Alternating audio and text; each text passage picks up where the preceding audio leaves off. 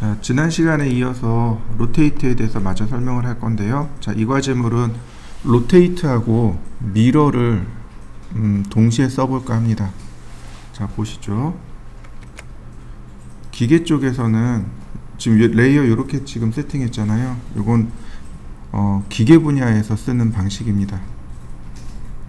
건축에서는 빨간색이 가는 선이고 노란색이 제일 굵은 선이죠.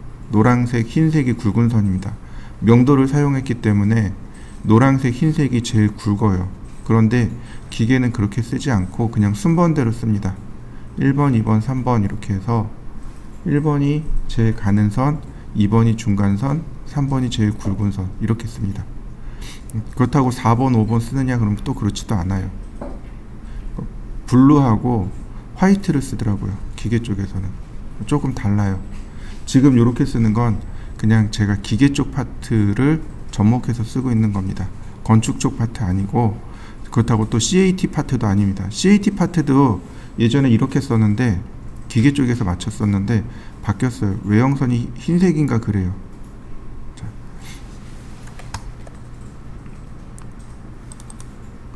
자, 먼저 중심선부터 선택하고요.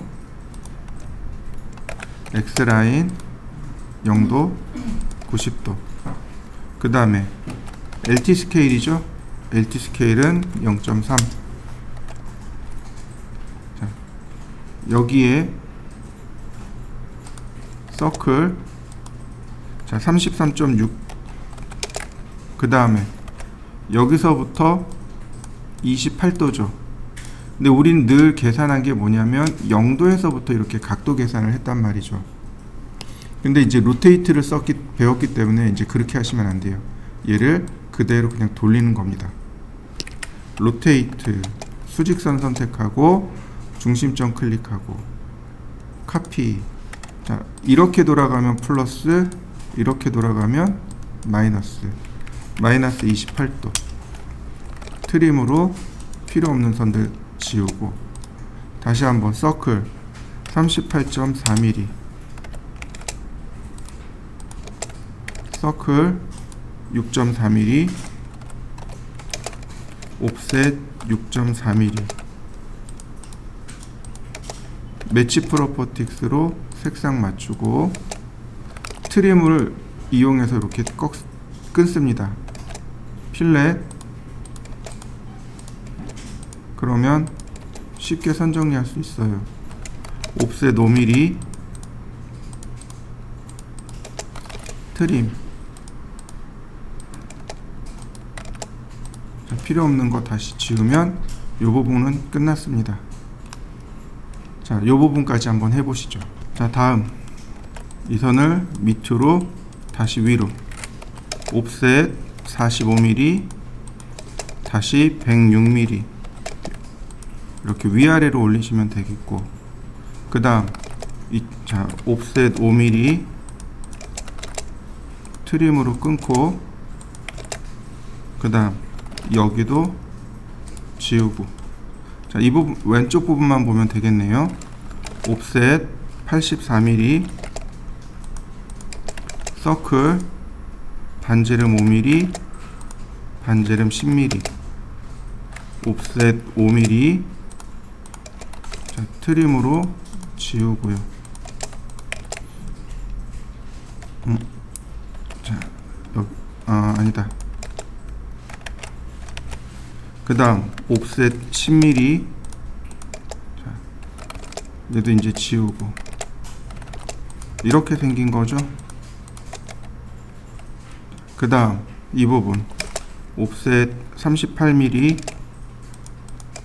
옵셋 4mm. 자, 속성 맞추고 필렛 반지름 2.4mm. 자, 이렇게 생긴 거죠. 자, 선을 연장해서 그린 다음에 옵셋 5mm, 여기도 트림으로 잘라주고요. 그러면 이 아랫부분은 정리 끝났네요. 자, 아랫부분까지 정리해 보시죠. 자, 그 다음에는 우리가 원래는 여기서 직접 이렇게 선을 그려야 되지만 요걸 로테이트 해보자고요. 로테이트 기준점 잡고 카피. 자, 그 다음에 47도였죠. 이렇게 돌아가면 47도. 그러니까 여기다가 47도. 그 다음 옵셋 10mm. 자, 그러면 간단하게 선이 하나 만들어졌죠. 자, 이번에 위로 올라갑니다. 여기서 거꾸로 밑으로 내려와야 돼요. 옵셋 10mm. 자, 5mm 옵셋해서 여기 트림으로 끊어주고, 자, 여기는 실선이고, 옵셋 71mm. 서클 반지름 5mm, 반지름 10mm. 여기 라인을 끊어주면 되네요. 자, 나머지 필렛으로 선 정리하고, 자, 옵셋 5mm. 여기도 똑같이 5mm 옵셋 한 다음에 트림으로 불필요한 선들 제거해 주고요. 그 다음에 똑같아요. 이 선을 이쪽으로 로테이트 하는 거죠. 로테이트 기준점 잡아주고 카피 마이너스 10도. 그 다음 옵셋 10mm. 자, 이렇게 되겠군요. 그 다음 여기 선이 이쪽으로 45mm. 속성 맞춰주고요. 자, 그 다음 이제 하나씩 하면 돼요. 필렛 반지름 10으로 해서 클릭, 클릭. 다시 필렛 반지름 0으로 해서 클릭, 클릭. 나머진 트림으로 자르시고요.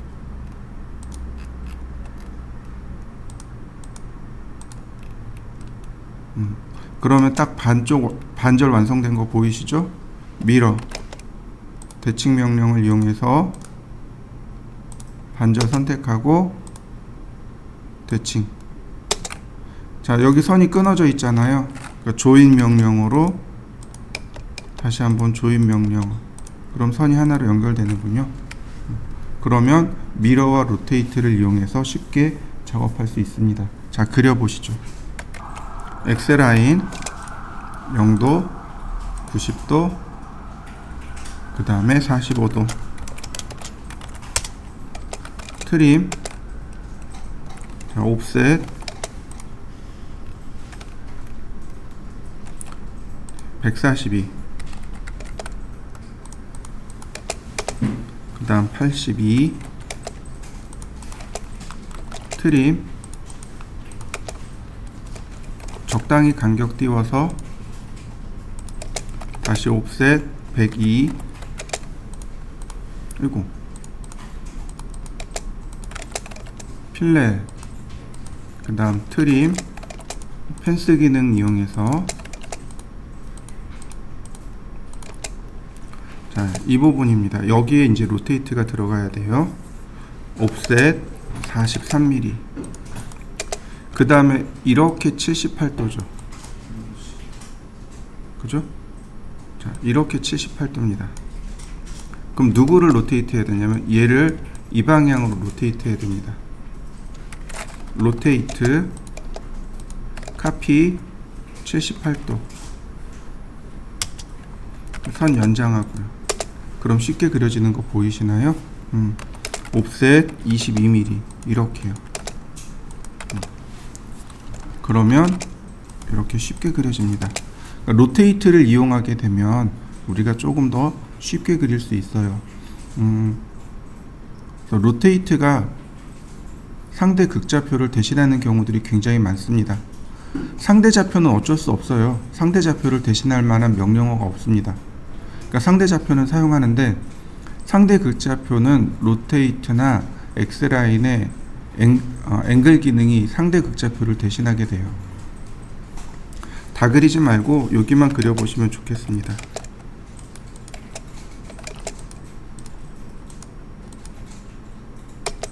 자, 요렇게 여기만 한번 그려보시죠. 자, 제가 선을 이렇게 그려놨습니다. 이건 각도를 취하지 않고 적당히 제가 그려놓은 선입니다. 그리고 하나 더, 제가 30도 방향으로 선을 이렇게 그려놨습니다. 자, 선 두 개를 그려보시죠. 로테이트 제가 45도로 맞추고 싶어요. 얘를 45도로 맞추고 싶어요. 지금 보시면 이렇게 해서 30도죠. 그러니까 다시 말하면 이렇게 해서 15도 더 돌아가면 45도겠죠. 그죠? 자, 클릭하고요. 여기 보시면 레퍼런스라는 기능이 있습니다. 참고서라는 기능이에요. 자, 레퍼런스 그랬더니 여기 더 레퍼런스 앵글, 현재 참조할 만한 각도가 몇 도인가요? 라고 물어보네요. 제가 먹고 다시요. 자, 로테이트 레퍼런스.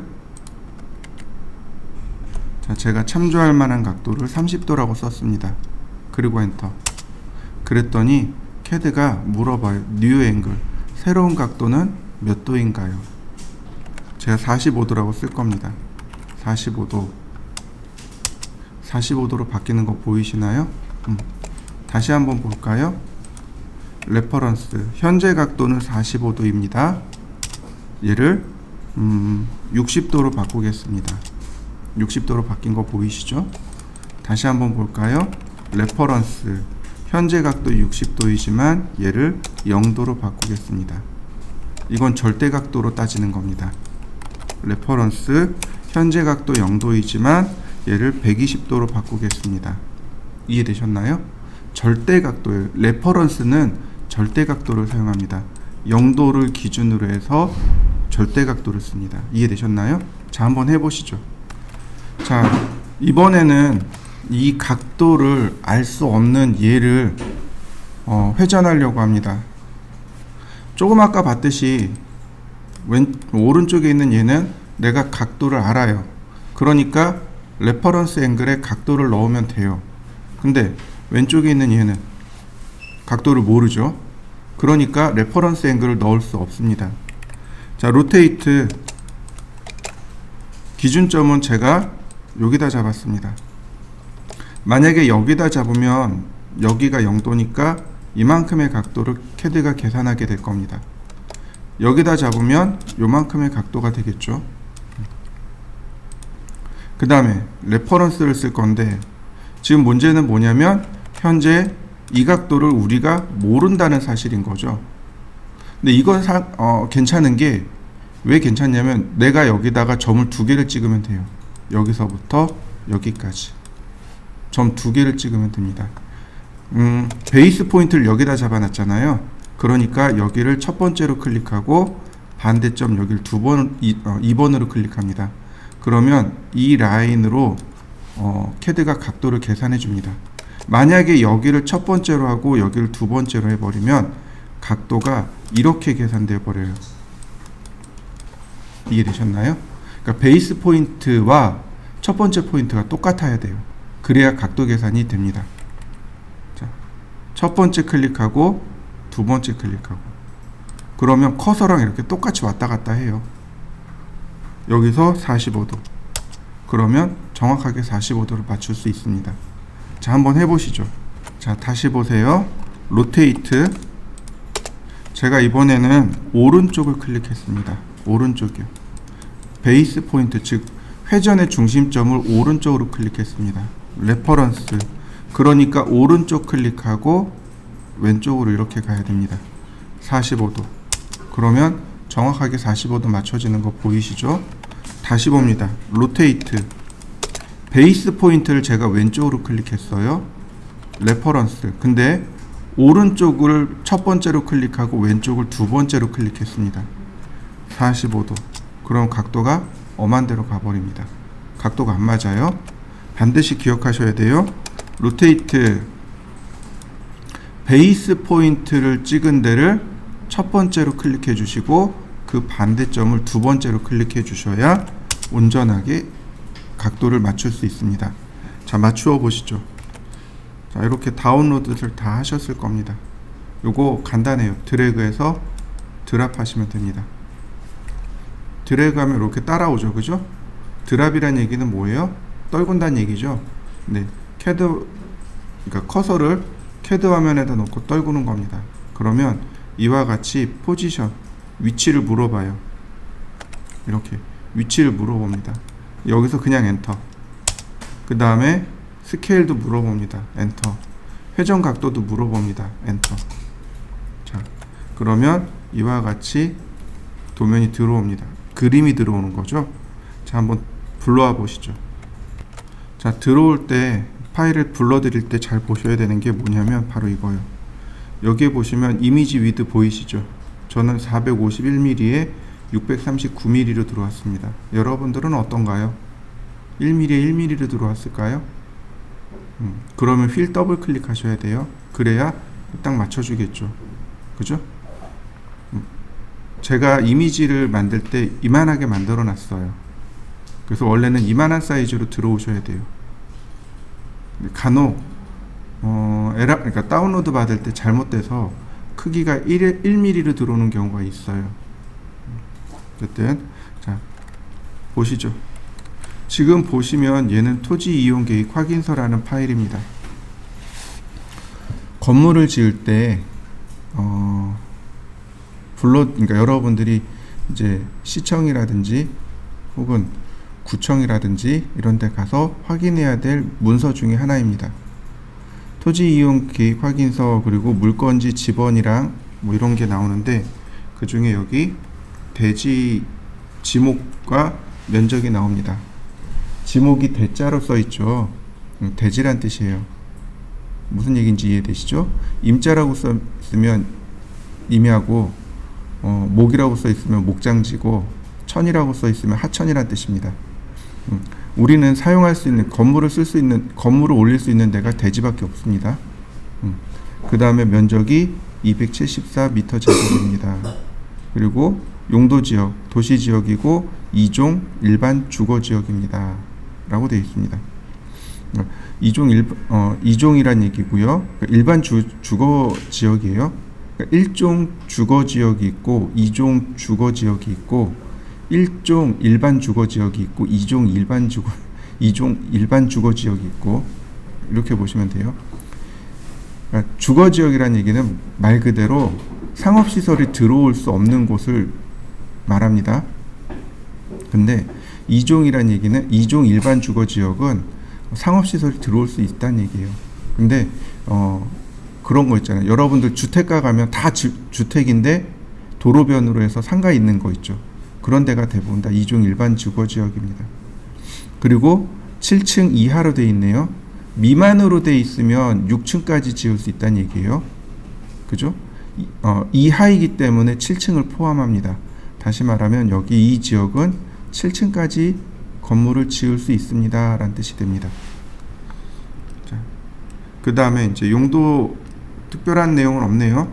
근데 요 아래 보면 군사시설 해당 없고, 농지 아니고, 산림 아니고, 뭐 수도, 상수원 보호구역 아니고, 하천 아니고, 문화재 아니고, 다 아니고, 그죠? 아님에 체크되어 있는 걸 확인할 수 있습니다. 그 다음에 그 아래 보면 이렇게 지도가 나옵니다. 자, 이해되시죠? 이 지도에 뭐가 빠졌냐면 방위가 빠져 있습니다. 동서남북이 빠져 있어요. 이쪽이 동쪽, 서쪽, 북쪽, 남쪽입니다. 이해되셨죠? 뺀 이유가 바로 그거예요. 동서남북이 고정되어 있기 때문에 그렇습니다. 물건지는 여기에요. 우리가 설계해야 될 물건지가 여기입니다. 그러면 이걸 보고 집을 이렇게 짓게 되면 동남향이 되는 거죠. 집을 이렇게 짓게 되면 서남향이 되는 거죠. 만약에 이렇게 짓게 되면 북동쪽이 되는 거고,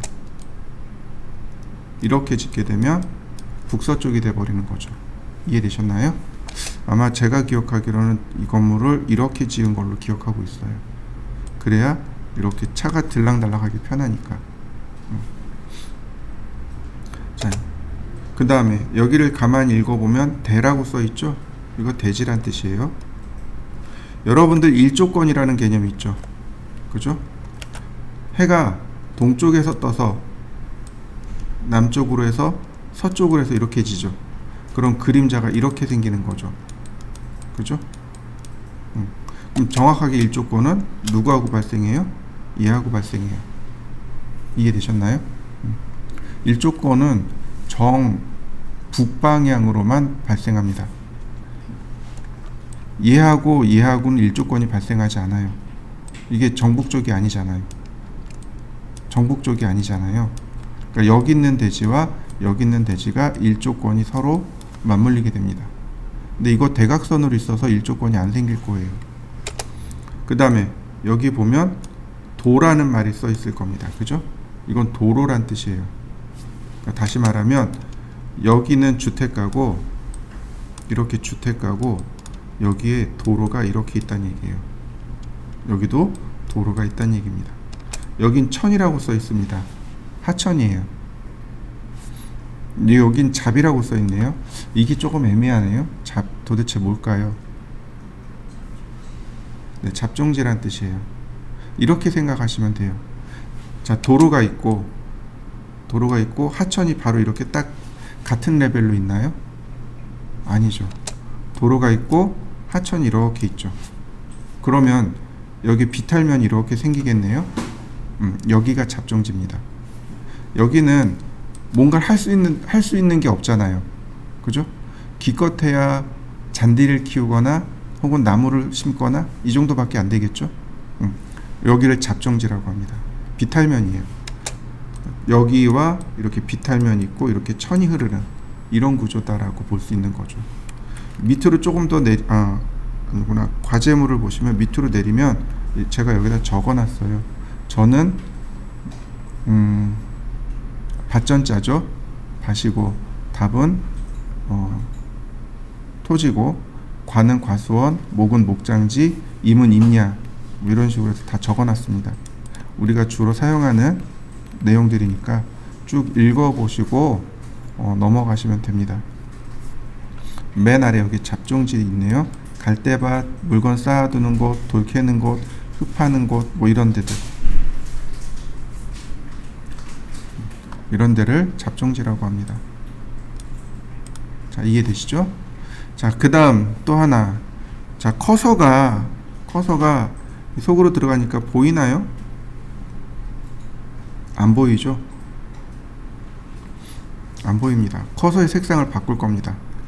커서의 색상을 바꾸고 나서 작업하고 반드시 원래대로 복구를 해 두셔야 돼요. 왜 원래대로 복구해야 될까요? 나만 쓰는 컴퓨터가 아니기 때문에 그렇습니다. 자, 오른 버튼 눌러 보십시다. 바탕화면에서 오른 버튼 누르면 맨 아래 옵션이라는 항목이 나옵니다.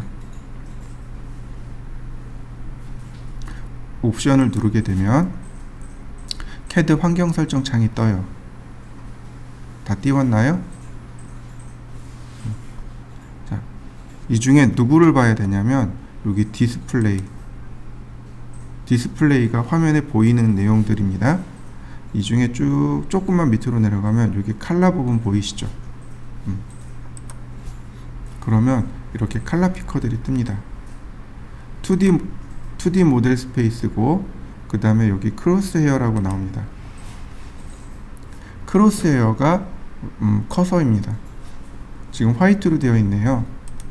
얘를 무슨 색으로 할까요? 제가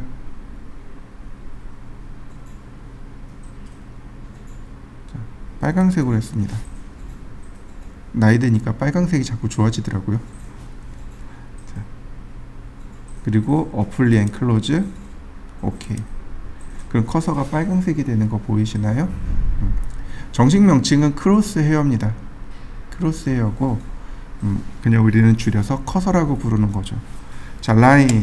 그러면 자, 확대합니다. 쭉쭉쭉쭉 확대합니다. 선의 중간되는 지점을 클릭해서 이렇게 선을 그리는 겁니다. 이런 식으로요. 라인이 이 검정색 선 중간을 지나가도록 선을 이렇게 그리는 겁니다.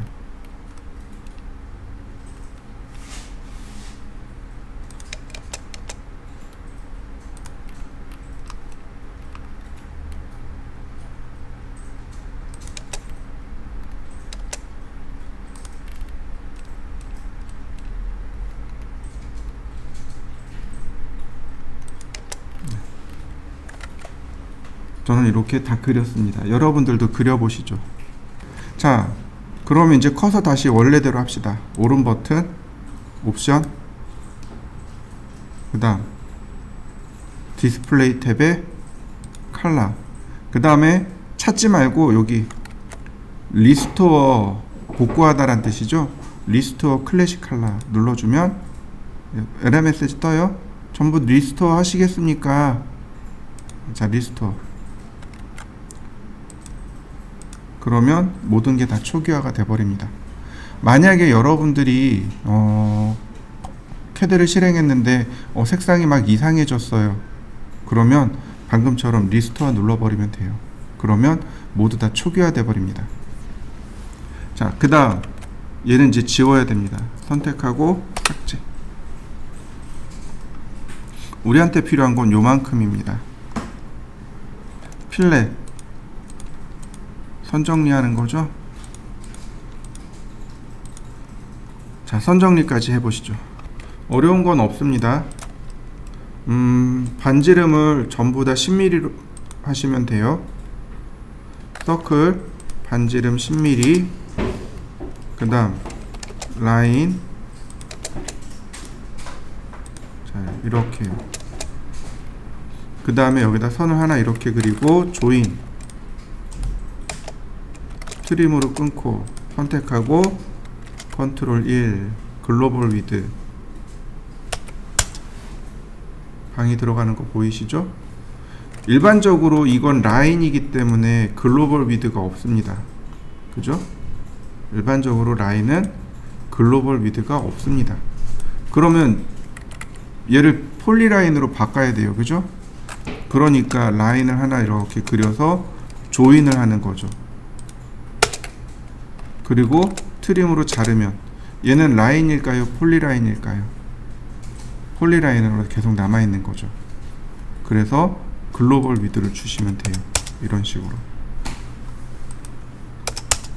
그러면 이런 모습이 완성됩니다.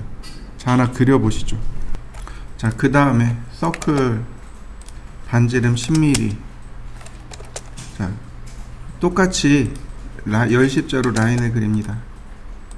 그 다음 자, 이렇게요. 옵셋 5mm.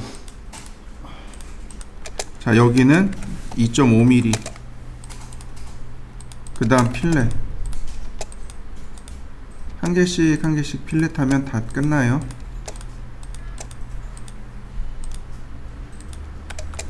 자, 그리고 마지막으로 트림 해주면 모양 만들어진 거 보이시죠? 여기에 이제 조금 더 가면 해치라는 명령어가 있습니다. 아직 안 배웠어요. 바로 그리고 여기 해치라는 명령어가 여기 있는데 이 해치를 이용해서 클릭해주면 돼요. 이렇게 여기 제일 첫 번째 솔리드 클릭해주면 모양이 이렇게 만들어집니다. 자, 한번 완성시켜 보시죠. 자, 서클 반지름 10mm, 그 다음에 라인, 이번엔 15도로 바꿉니다. 각도를 15도로 바꾸고 이렇게요. 여기서부터 15도, 그 다음에 다시 각도를 바꿔서 45도, 트림으로 끊고요. 아까 했던 해치를 클릭해주면 이렇게 모양이 완성이 됩니다. 자, 한번 해보시죠.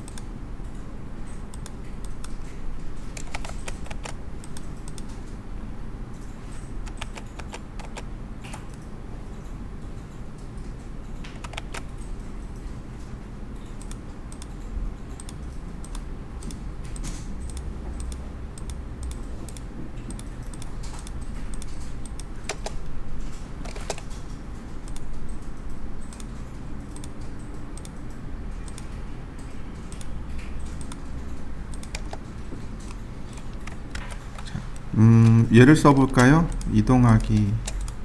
자, 여기다 놨습니다. 조금 크네요. 자, 이쪽이 정북방향이란 뜻이죠. 스케일이 로테이트. 기준점은 여기입니다.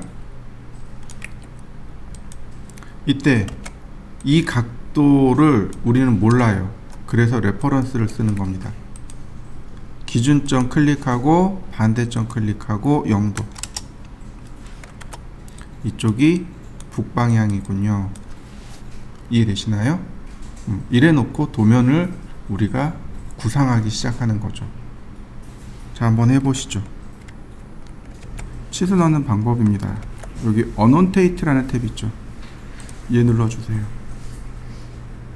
그럼 여기 글씨 쓰는 방법하고 치수 넣는 방법, 여기 두 가지가 나올 겁니다. 자, 찾아보시죠. 이 중에 여기를 누르시면 여기가 전부 다 치수 기입입니다. 반지름, 지름, 각도, 수평, 수직, 그 다음 기울어진 부분 치수입니다. 예를 들어서 라이너라고 합니다. 그 다음에 클릭, 그리고 한 번 더 클릭, 그 다음에 위치를 지정해주면 치수가 들어갑니다. 자, 한번 넣어보시죠. 자, 얼라인이라는 건 나중에 다시 설명하겠지만 이렇게 기울어진 부분에 대한 치수입니다. 아니, 얼라인은 이렇게 기울어진 부분에 대한 치수예요. 기울어진 부분에 대한 길이에 대한 치수입니다.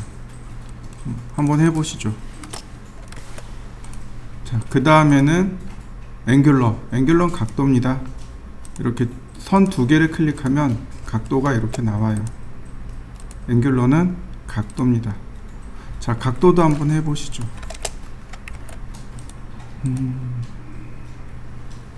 아크렌스 넘어가고, 라디어스는 반지름이에요. 이렇게 클릭해주면 반지름 치수가 나옵니다. 라디어스 반지름이고 다이아메타는 지름입니다. 자, 반지름, 지름 한번 넣어 보시죠. 그 다음 여기 리더라는 기능이 있는데 이 리더 말고 명령어 쓰셔야 돼요. 이 리더는 안 돼요. 여기 지시선은 안 됩니다. 여기 보시면 화살표가 이렇게 해서 C10이라고 되어 있죠.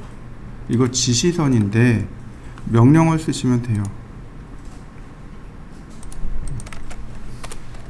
Q 리더라고 합니다. 지시선이에요.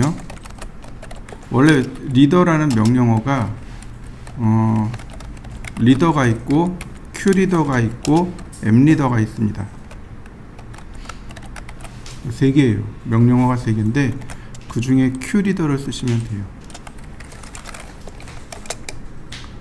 자, 시작점 지정해 주고요. 그 다음 꺾어질 점 지정하고 클릭. 그러면 문자의 위드를 물어봅니다. 엔터. 그 다음 글자를 쓰라 그러는데 무시하세요. 엔터. 그럼 여기 이렇게 글자 쓰기가 나옵니다. 자, 이렇게요. 한번 써보시죠. 근데 도면은 조금 다르죠. 그죠? 자, 리더, Q 리더. 여기 세팅이 있습니다. 옵션으로 세팅이 있어요. 세팅을 눌러주면 이렇게 뜰 건데, 여기 어태치먼트에 가면 언더라인, 바텀라인이 있습니다. 얘 눌러주시면 돼요. 언더라인, 밑줄이죠. 맨 아랫줄에 밑줄 긋기라는 항목입니다. 어논테이트가 기본인데 어태치먼트에 들어가면 언더라인, 바텀라인이 있습니다. 자, 얘를 눌러주시고 그 다음에 다시 해보죠. 클릭하고 엔터, 엔터, C 10. 어떤가요? 밑줄 그려진 거 보이시나요? 한번 해보시죠. 문제가 뭐냐면 이게 축척이 안 맞는다는 사실입니다. 보세요. 축척이 얼마인가요? 1:2죠. 그러면 여기 있는 문자도 2배가 커져야 돼요. 이해되시나요? 다 2배가 커져야 돼요. 축척을 맞추는 방법이 두 가지가 있습니다. 일단 쉬운 걸로 알려드릴게요. 자, 첫 번째는 여기입니다. 이 아래쪽으로 내려갑니다. 바로 여기를 주석 축척이라고 합니다. 1대2로 맞추세요. 이거 주석 축척이라고 해요. 바로 이 부분에 축척이 있습니다. 주석 축척을 쓰면 사용하기가 조금 쉬워요. 근데 디테일하게 여러분들이 설정하기에는 조금 불편한 게 있어요. 일단은 쉬운 걸로 알려드릴게요. 주석 축척입니다. 1대2. 자, 맞추셨죠? 그 다음 여기 가면 여기 어넌테이티브 있죠? 얘를 선택합니다. 그 다음 여기도 어넌테이티브가 있어요. 주석 축척을 쓴다는 뜻이에요. 문자도 지금 설정한 주석 축척을 쓰는 거고, 치수도 주석 축척을 쓴다는 뜻입니다. 치수도 문자 치수 전부 여기 설정해 놓은 축척을 사용합니다. 이런 뜻이 돼요. 자, 보세요.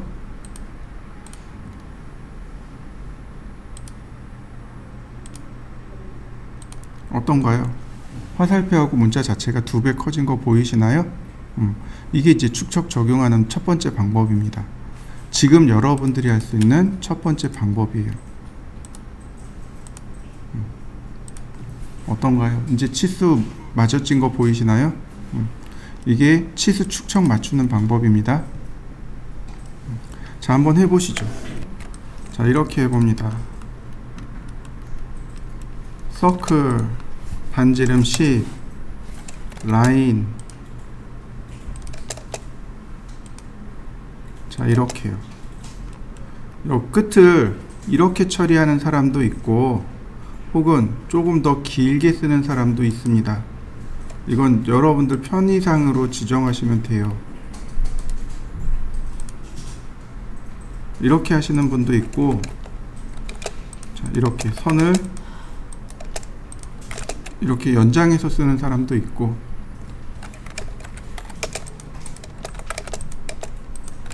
밑을 조금 더 길게 해서 쓰는 사람도 있고, 이건 여러분들 마음대로 하시면 됩니다. 자, 여기까지 그려보시죠.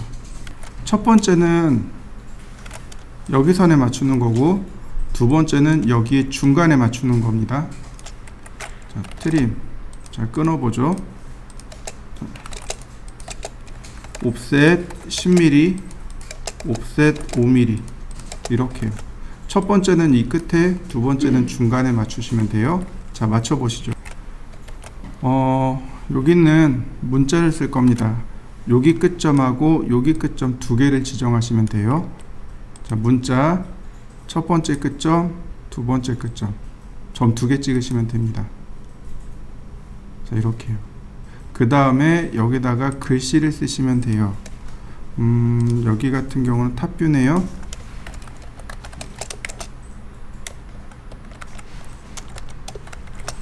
그죠? 글자가 써졌네요. 자, 글자의 크기는 바로 여기서 지정해 주시면 돼요. 글자의 크기가 없죠. 그죠? 글자의 크기 없습니다. 왜냐하면 글자의 크기 너무 다양하기 때문에 여기 목록에 넣을 수 없기 때문입니다. 여기다가 적당히 쓰시면 돼요. 6. 너무 크네요. 자, 4.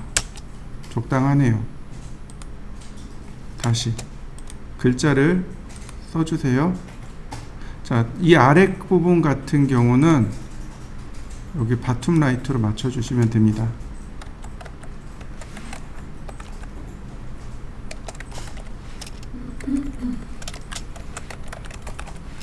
이렇게요. 다시 한번 볼까요? 여기를 클릭하고 여기를 클릭하시면 돼요. 점 2개를 클릭하면 사각형을 그리면 그 사각형 안에 글자가 써지게 됩니다. 이때 여기 저스티피케이션이 자리 맞춤이란 뜻인데 바툼 라이트로 맞추시면 됩니다. 오른쪽 아래란 뜻이죠. 이렇게요. 그리고 전체 선택해서 조금만 내려주세요. 이렇게.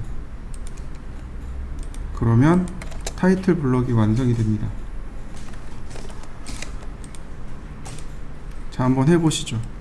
글자 수정은 간단해요. 더블 클릭하시면 됩니다. 그러면 글자 수정 들어갑니다. 아래로 맞추는 거 어디로 들어가셨어요? 여기 저스티피케이션이요.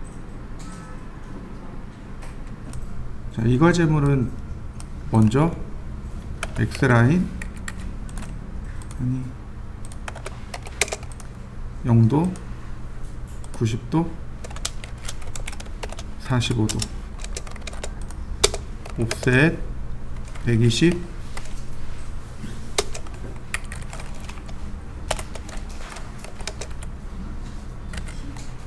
네. 그 다음에 70, 그 다음에 100mm 이렇게요. 요게 정면의 전체 크기죠. 그 다음 적당히 띄워서 옵셋 55mm,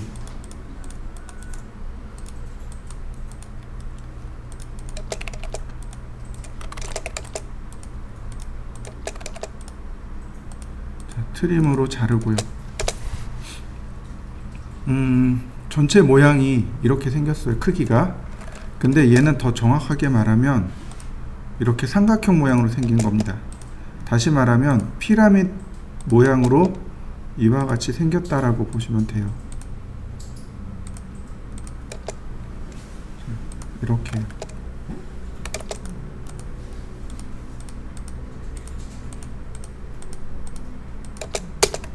이렇게 앞에서 봤을 때, 위에서 봤을 때, 오른쪽에서 봤을 때, 즉 피라미드 모양으로 생겼다라고 보시면 되는데, 10mm 위쪽에, 이렇게 10mm 위쪽에 구멍이 났습니다.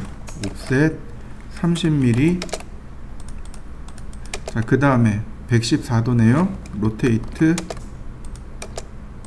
24도,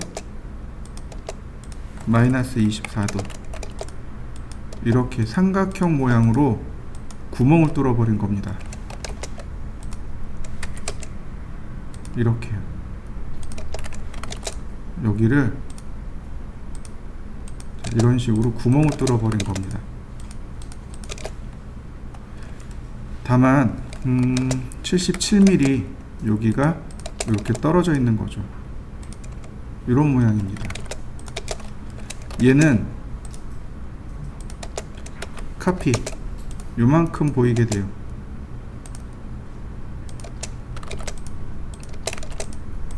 트림과 필렛을 하면 이렇게 보입니다. 요게 우측면의 끝이에요. 평면은 지금 그린 여기가 바닥면이죠. 이 바닥면 그리고 여기 바닥면. 지금 도면은 여기까지만 돼 있잖아요. 그죠? 근데 이거 연장해서 그리셔야 돼요. 이렇게 연장해서 여기 부분을 그리셔야 됩니다.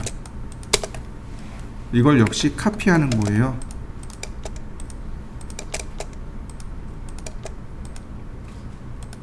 옵셋 77mm 이렇게, 그리고 30mm. 필렛 정리하면, 필렛으로 선을 정리하면 이런 모습이 되는 거죠. 이게 바닥면입니다. 이게 바닥면이에요. 자, 그 다음에 여기가 바닥면에서 여기가 이렇게 구부러졌잖아요. 그 면이 여기입니다. 여기도 마찬가지로. 그래서 등고선이 이렇게 만들어진 거예요.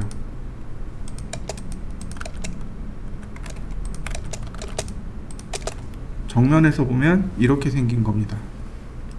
또 하나, 요 부분이 어디냐면 여기입니다.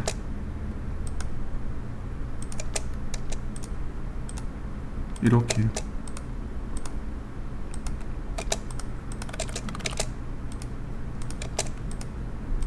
위에서 보면 이런 모습이 나오는 거예요.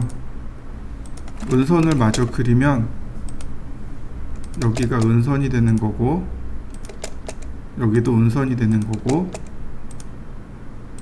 여기도 운선이 됩니다. 자, 이렇게 생긴 그 도형입니다. 자, 이해되시나요? 자, 다시 한번 볼까요? 요 두 개만 있으면 돼요.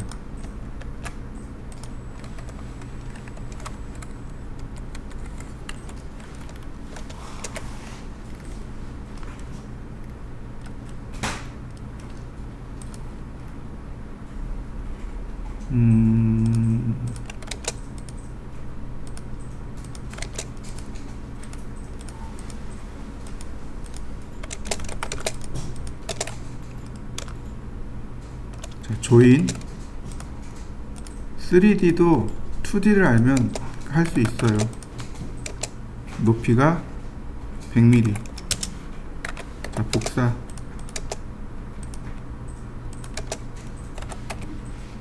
슬라이스 원점 x y 다시 원점 x y 다시 원점 x y 다시 원점 x y 이렇게 생긴 도형입니다. 3D로 보면 이렇게 생긴 겁니다. 자, 이해되시나요? 그 다음 옵셋 77mm.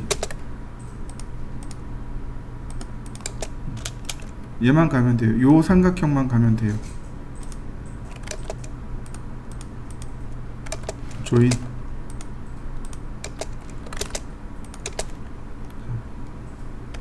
정렬하기.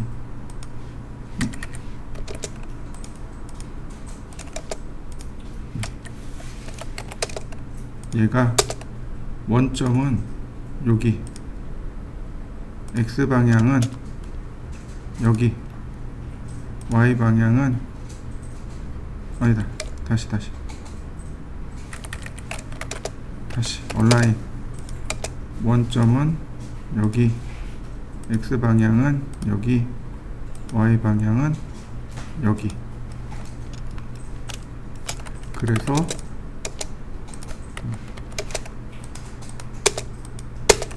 도형 모양이 다 끝났네요. 이렇게 생긴 도형입니다. 앞에서 보면 이렇게,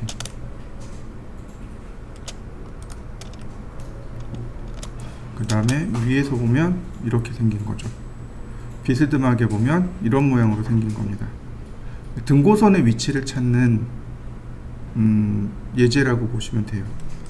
등고선의 위치만 잘 찾을 수 있다면 그렇게 어렵지 않습니다.